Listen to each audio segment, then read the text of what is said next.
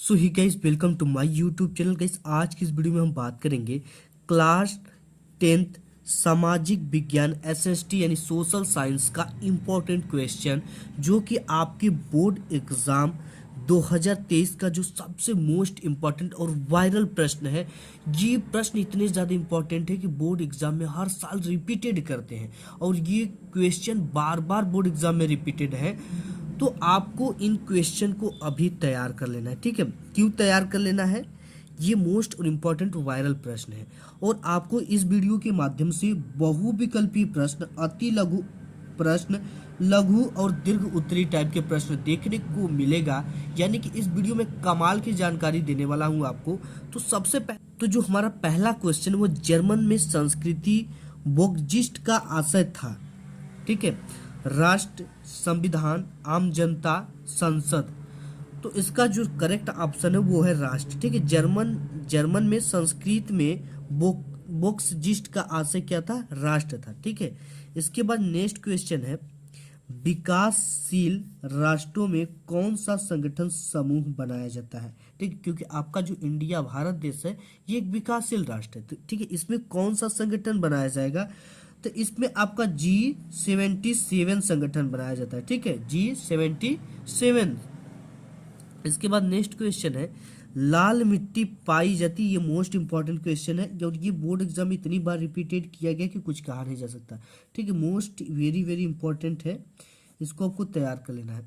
लाल मिट्टी पाई जाती है मालवा प्रदेश में, दक्कन के पठार में, ब्रह्मपुत्र घाटी में, थार रेगिस्तान में, ठीक है। तो देखो, जो लाल मिट्टी पाई जाती है वो दक्कन के पठार में पाई जाती है, यानी कि ऑप्शन नंबर दूसरा आपका क्या हो जाएगा? करेक्ट हो जाएगा। नेक्स्ट क्वेश्चन है, भारत में वन महोत्सव का शुभारंभ कब किया गया? ठीक है, किसका? वन महोत्सव का शुभारंभ कब किया गया, यानी कब से मनाया जा रहा है? वर्ष 1962, वर्ष 1953, वर्ष 1971, वर्ष 1950। तो जो भारत में वन महोत्सव का जो शुभारंभ किया गया था वन महोत्सव का, वो 1950 में किया गया था, ठीक है। ऑप्शन नंबर चौथा क्या है? करेक्ट। इसके बाद नेक्स्ट और काफी इंपॉर्टेंट जो क्वेश्चन है वह कर्तन दहन कृषि यानी झूम कृषि किस राज्य में पाई जाती है? दे रखा है उत्तर प्रदेश, राजस्थान, उत्तराखंड, मिजोरम, ठीक है।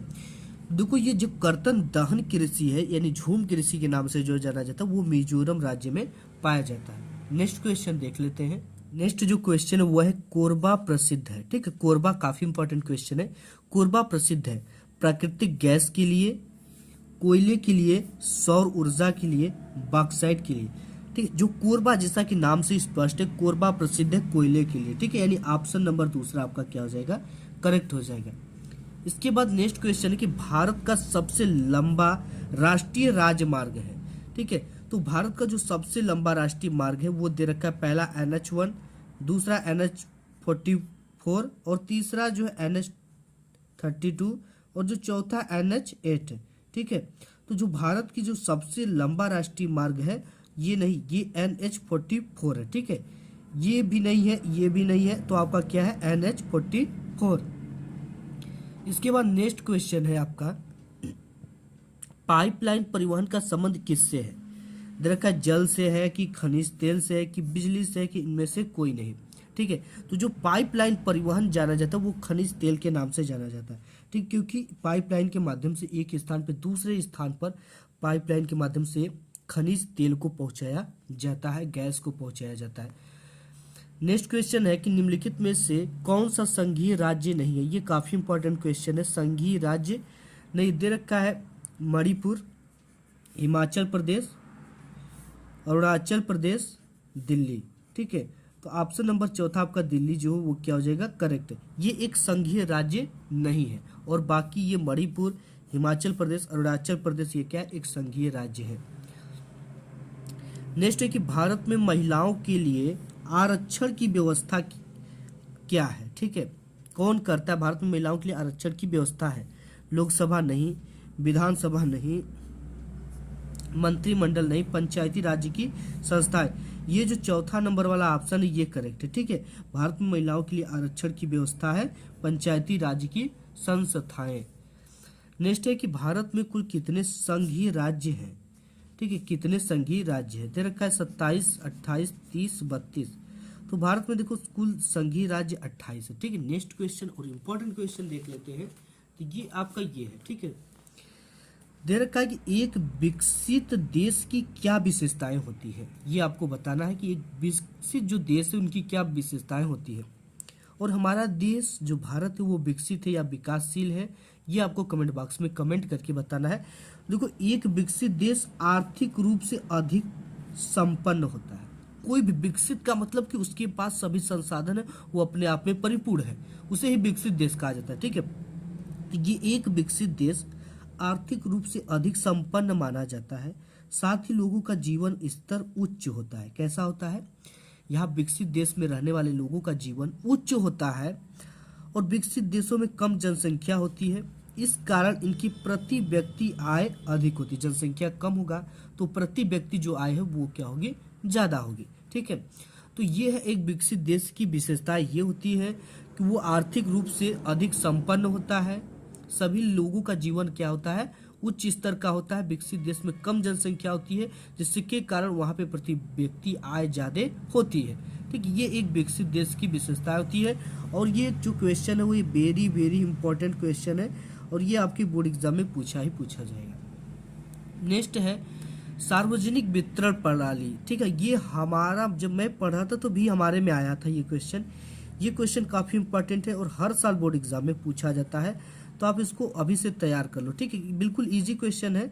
सार्वजनिक वितरण प्रणाली का मतलब जो आपको राशन यानी आपके जो गांव में सस्ते गल्ले की दुकान होती है उसी को सार्वजनिक वितरण कहलाती है। जिसे आप कहते हो कि राशन मिल रहा, राशन, ठीक है, राशन की दुकान। तो इनके किन्हीं 3 महत्वों को हमसे पूछ रखा है।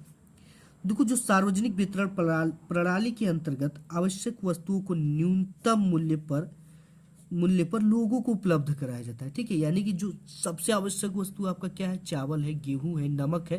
तो इनको क्या किया जाता है? एक न्यूनतम मूल्य पर सरकार आपको क्या करती है? उपलब्ध कराती है। और सरकार द्वारा नियंत्रण मूल्य तथा मात्रा में आपूर्ति कराना ही क्या कहलाता है? राशनिंग कहलाता है। ठीक है, ये भी पूछ देता है सार्वजनिक वितरण प्रणाली की जगह पे राशनिंग भी पूछ देता है। ठीक है, कि राशनिंग क्या है? तो यही है कि सरकार द्वारा नियंत्रण मूल्य तथा मात्रा में आपूर्ति कराना राशनिंग कहलाता है। अब इसके 3 महत्व हमसे पूछ रखा है कि सार्वजनिक वितरण प्रणाली के 3 महत्वों को बताइए। तो देखो, जो पहला महत्व वो क्या है? गरीब परिवार को उचित मूल्य पर खाद्य एवं उपयोग की वस्तु उपलब्ध कराना इसका मेन मकसद है, महत्व है। दूसरा है कि साधारण परिवार को महंगाई से बचाना है। जो तीसरा है वो है देश के अंदर समाजवादी व लोकतांत्रिक प्रणाली को स्थापित करना है। ठीक है, नेक्स्ट क्वेश्चन देख लेते हैं। इसके बाद नेक्स्ट है कि ऊर्जा संसाधन से आप क्या समझते हो? मोस्ट इंपॉर्टेंट क्वेश्चन है, आप इसे जरूर तैयार करें। सभी क्वेश्चन मोस्ट इंपॉर्टेंट है। देखो, ऊर्जा संसाधन क्या है? जिन संसाधनों का उद्योगों को चलाने के लिए शक्ति के रूप में उपयोग किया जाता है उन्हें ऊर्जा संसाधन कहा जाता है। ठीक है, यानी कि आप समझो कि आपके घरों में बिजली उत्पन्न किया जा रहा है। ठीक है, या एक कंपनी को चलाने के लिए किसकी आवश्यकता होगी? बिजली की। तो उस संसाधन का वो लेकर अपने कंपनी को क्या करेगा? चलाएगा, शक्ति के रूप में उसका उपयोग करेगा, क्योंकि वो शक्ति है, वो चलेगी तो क्या करेगा? उससे कुछ न कुछ कार्य होगा, मशीनें चलेंगी। तो ये है कि जिन संसाधनों का उद्योगों को चलाने के लिए शक्ति के रूप में उपयोग किया जाता है उन्हें ऊर्जा संसाधन कहा जाता है।